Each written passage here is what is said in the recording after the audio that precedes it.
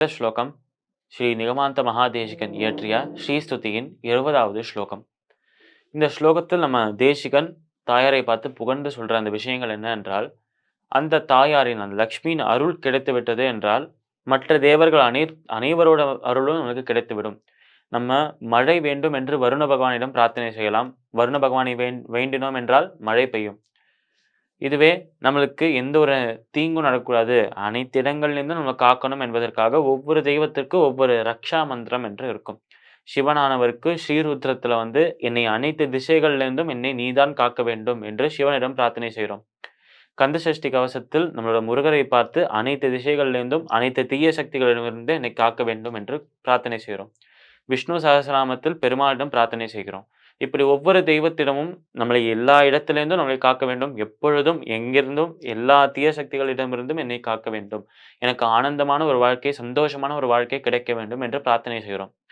இப்படி ஒவ்வொரு தெய்வமாக சென்று பெருமாளிடம் விஷ்ணு சகஸ்ரநாமத்தில், சிவனிடம் ஸ்ரீருத்ரத்தில், முருகப்பெருமானிடம் நம்மளோட கந்தசஷ்டி கவசத்தில், இப்படி ஒவ்வொரு தெய்வத்திடம் ஒவ்வொரு ஸ்தோத்திரத்தில் பிரார்த்தனை செய்ய, அந்த லக்ஷ்மியிடம் சென்று நீ ஒருவளே கதி, நீ மட்டுமே என்னை காக்க வேண்டும் என்று பிரார்த்தனை செய்தோம்னா, சரணாகதி செய்தோம் என்றால், இந்த அனைத்து தேவர்களிடம் நம்ம செய்யும் தனிப்பட்ட பிரார்த்தனைகள் அனைத்தோட பலனை விடவும் அதிகமான பலனே கிடைக்கும் தாயாரை பிரார்த்தனை செய்தால். என்றால் அந்த லக்ஷ்மி மட்டுமே அந்த லக்ஷ்மி தாயார் அம்பாள் மட்டுமே அனைத்து பிரபஞ்சங்களையும் படைத்து, நம்மையும் படைத்து, நம்ம மனதுக்குள்ள அந்த அம்பாளே வேண்டும் என்கிற எண்ணத்தையும் படைத்திருக்கா என்று உணர வேண்டும். இப்படி லக்ஷ்மியை வணங்கினோம் என்றால் அனைத்து தெய்வங்களின் அருள் கிடைக்கும் என்று அழகாக இந்த ஸ்லோகத்தில் சொல்றார் நம்ம தேசிகன்.